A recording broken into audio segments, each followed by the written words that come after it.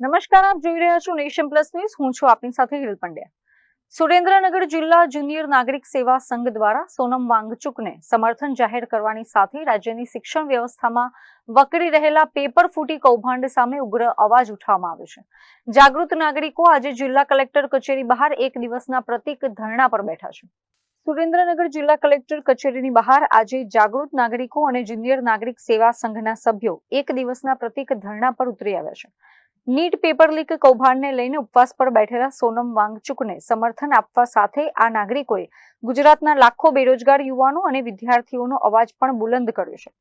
Junior નાગરિક સેવા સંઘ દ્વારા જિલ્લા કલેક્ટરને એક આવેદનપત્ર સુપરત કરવામાં આવ્યું છે, જેમાં રાજ્યની શિક્ષણ વ્યવસ્થામાં સતત વધી રહેલા પેપર ફૂટી કૌભાંડો મુદ્દે ગંભીર ચિંતા વ્યક્ત કરવામાં આવી છે. નાગરિકોએ આક્ષેપ કર્યો છે કે ગુજરાતમાં છેલ્લા 2 વર્ષમાં અનેક મહત્વની ભરતી પરીક્ષાઓના પેપર લીક થયા છે, જેના કારણે મહેનતુ વિદ્યાર્થીઓની આશા પર પાણી ફરી વળ્યું છે. આવેદનપત્ર દ્વારા માંગ કરવામાં આવી છે કે પેપર લીક કૌભાંડના દોષિતો સામે કાયદાકીય રીતે કડકમાં કડક કાર્યવાહી કરવામાં આવે અને ભવિષ્યમાં તમામ ભરતી પ્રક્રિયાઓ સંપૂર્ણપણે પારદર્શક બનાવવામાં આવે.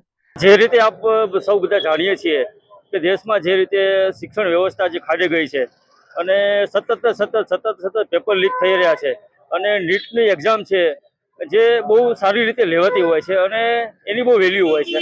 હવે આ નીટની એક્ઝામ રદ થતાં પેપર ફૂટી જતા 30થી વધુ બાળકોએ પોતાનો જીવ ગુમાવ્યો આત્મહત્યા કરીને.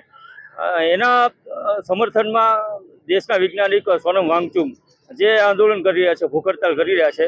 અમે સુરેન્દ્રનગરમાં તમામ લોકો, જાગૃત નાગરિકો સોનમ વાંગચુકના સમર્થનમાં સુરેન્દ્રનગર કલેક્ટર ખાતે ભેગા થયા છીએ અને એમને સમર્થન જાહેર કરીએ છીએ અને એમને જે કાંઈ એમના મુદ્દા છે, જે કાંઈ માંગણી છે એને અમે સમર્થન કરીએ છીએ કે ફેલિયર શિક્ષણ પ્રધાનનું છે તો એમને પોતાના પદથી રાજીનામું આપવું જોઈએ અથવા સરકારે એમને હટાવી દેવા જોઈએ અને જે આ પીડિત પરિવારો છે એ લોકોને એમની સાથે સાંત્વના પાઠવી અને એ લોકોને વળતર આપવું જોઈએ. આવી તમામ માંગણીઓ સાથે અમે સુરેન્દ્રનગરના જાગૃત નાગરિકો ભેગા થયા છીએ. Rajesh બહુરાશી, nation plus news, Surendranagar.